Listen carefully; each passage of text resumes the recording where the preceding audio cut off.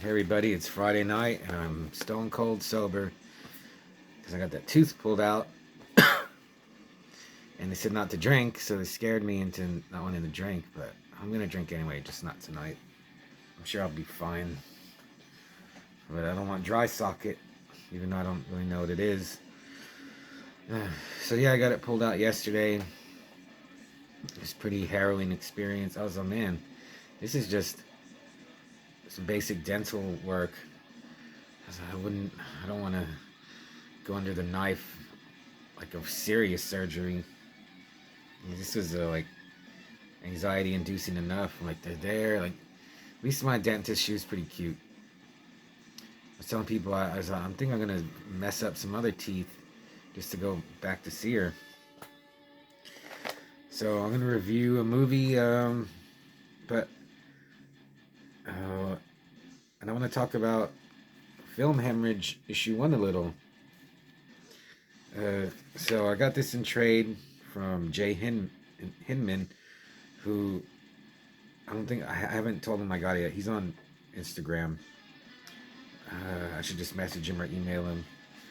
But he wrote an intro, and this one part like interested me. He says, "I have also found that film fanzines I have encountered over the years have been at least 95% horror or exploitation focused, which is all well and good and fun to look at and great for those who love those genres, but not something I'm particularly interested in. I've been looking for a while for something that covers what I'm interested in reading about and is not a proper ad-supported magazine like Sight and Sound or the former Film Comment or an extensive curio like Little White Lies. I'm not really finding it." So I was man, well, that's what I do with Night of the Bloody Tapes. And even in just my Two-Lane Blacktop review, well, I liked the movie. And I was just telling this guy at work, I just like monster movies, slime, some cheesy good gore. Uh, it's about it. I mean, I always think about Seven. I like Seven. It's a good movie, but it's just too depressing. Uh, I do like the rape revenge movies, like uh, Thriller, Spit on Your Grave, um, Miss 45. I love those, but they don't really make those. And uh, there's others too, but it's just still really ugly and bleak. Like action movies, like the greats, and every now and again some good kung fu, but mainly I just like gory monster movies now.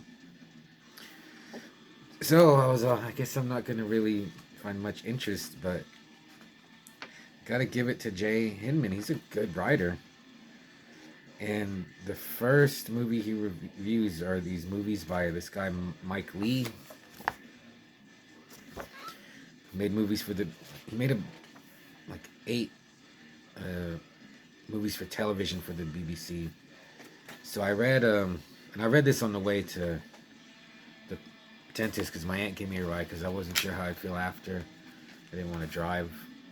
So I read his Hard Labor review, and then not that it sounded interesting, but I wonder if it's on YouTube, and I checked, and it is. And then I was gonna watch The Protector again. I watched The Protector, but I'm maybe gonna start watching movies twice now, at least some of them.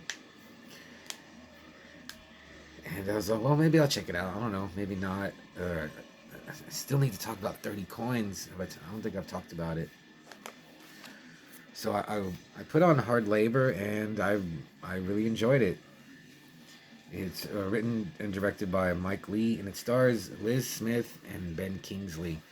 And I guess you could say it's boring, but it's very well made. It's very just pedestrian, just bland looking, but it has a great, it has that look you can't just recreate anymore. And it's just about Liz Smith. Well, it's not just about her, but it's mainly she's the main character. and she's Miss Thornley. I can't remember her first name. Let me look. Maybe it's. And she's a, housewife. She's married. She has a daughter that's almost an adult. Let's see. Oh, just Mrs. Thornley. She has a son who's grown up and got married and moved out. He's a mechanic, and Miss Thornley's married to Mr. Thornley, and she cleans some this older couple's house for a little extra money. It's not that everyone treats her like garbage, but they're very like just not even, I don't know how you would describe it. She's almost like a just a cleaning utensil and a cooking machine. They just she's just expected to clean the house, cook for everyone, serve them, and then she goes out and does it for other people. And they're not, yeah, it's not that they're not nice to her, they're just kind of curt, I would say. Treat her like she's like not as smart as them, and she just takes it through the whole movie. Actually, I'm gonna go back to Azine. He put it best when he said she quietly endures, and that's pretty much the whole movie. And but then Ben Kingsley is like, he meets her daughter, and then she starts hanging out with him. I don't know. His parts were unneeded because nothing really happens with that. They focus on the husband a little bit. His job, he's like a night security guard. I wish they would have focused more on Miss Thornley. But she's the main character, but she's not a main character in her own movie. And she's so good at just being like real, I guess, mousy and quiet. But then you see other like little glimpses of her. Like she goes to the laundromat, and there's a Indian lady who doesn't know how to use the machines or work the coin thing, and Miss Thornley just helps her. She can't even speak to her, but she just shows her how to use it. And I was like, she's like constantly like put upon by other people, and she still goes out of her way to help someone in need. She's just like the sweetest, gentlest soul that gets taken advantage of. And even parts I was, I knew it wasn't gonna happen. So why don't you just kill everybody around you and leave? And then it ends. There's a part where she goes. I didn't know it was her son, but she goes to visit her son. His wife was nice to her. She was the nicest person to her, but then she's mean. Kind of not mean. She's kind of mean to her son. I don't seem like she didn't like that. And then they show the father and the son hanging out, having a pint at the pub. I just wanted more of Miss Thornley, and she doesn't really talk that much. Then towards the end,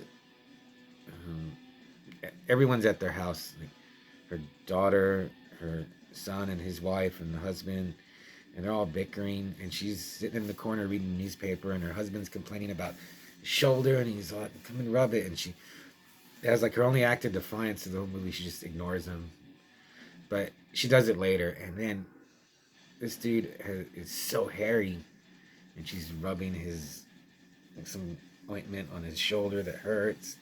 And I was like, dude, we got a Bigfoot here in England. He had more hair on his shoulder than his head. So yeah, I just felt bad for Miss Thornley, and I looked her up. I was like, who's this? Not like just so plain middle-aged lady, and I looked her up. She's Liz Smith, and she's been in so much stuff that I haven't seen, but she's actually in The Cook, the Thief, the Wife, and Her Lover. She's in the Charlie and the Chocolate Factory from Tim Burton. She was in High Spirits with Gene Wilder, and so many other thing. She's been in like two versions of the Christmas Carol. One with oh, God, what's his name? Picard and oh God, he's like one of my favorite actors.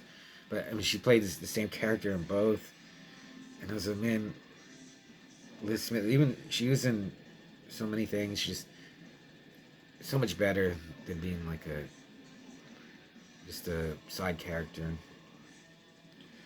And then she goes to confession and uh, just saying she doesn't like. I feel like she just doesn't like people anymore. When she says, "I don't love people as much as I should. I don't like my husband. So I don't like being around him. I don't like touching him." And yeah, who would? Oh, and it made me think about all the moms and wives out there that I was yeah, I was like, why don't they kill their husbands or their families more? Or just leave. I guess that's too extreme. Or just leave or fight back or something. So I actually enjoyed Hard Labor a lot. I've been thinking about it all day. It's only an hour and 10 minutes, and then the final image is just her cleaning her window, and like you hear like ambient sounds of the neighborhood, and just goes on, keeping on cleaning everything. And even though like their house isn't the greatest, she keeps it clean. She's the glue of the family. Yeah, and then and I was like, I don't like movies like this, but I'm glad I watched it. I'm trying to compare it to something. The only thing, but I mean, Penda's Fen is kind of like this. It's just a odd, normal little tale slice of someone's existence. Like, there's really no climax. There's no big revelation. There's no reveal. But I would give Hard Labor uh, 4 out of 5. It's quick. It's to the point. There's not much hoo-ha about it. There's no like, oh man, this is so much better than just any movie you can name. This is probably better. Like that's come, but then it's hard to compare like a movie like this from the '70s to a movie now. Just I wish I could just had a stack of movies that I could just grab, but not one that I like because those are good. It's like a modern like love story or comedy. Even they have millions of dollars and supposedly good actors and writers and producers. They just can't make something like this. It's just poignant and thoughtful and good. Yeah, I would watch it. It's real quiet. Yeah, it's real soothing. Uh, yeah, I think you should watch it. It's on YouTube. And Mike Lee, some of his other movies, I don't know if I'm going to watch them, but he reviewed another one called Nuts in May, and that's more like a funnier, but I don't know. So maybe I just stop at Hard Labor. So that's it. Man, I want to drink, but I'm not going to. If you can hear the music, I don't know how to say the band name, or Yurkun. It's a weird name.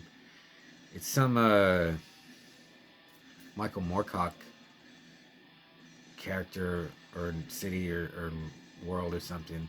I'll write it down. They're pretty good. They broke up.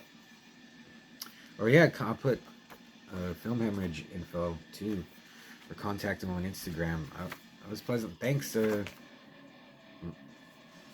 What's your name? Jay. Oh, thanks, Jay. I'll email you or I'll message you. And see, maybe I'll do the Protector next. So I'll see ya.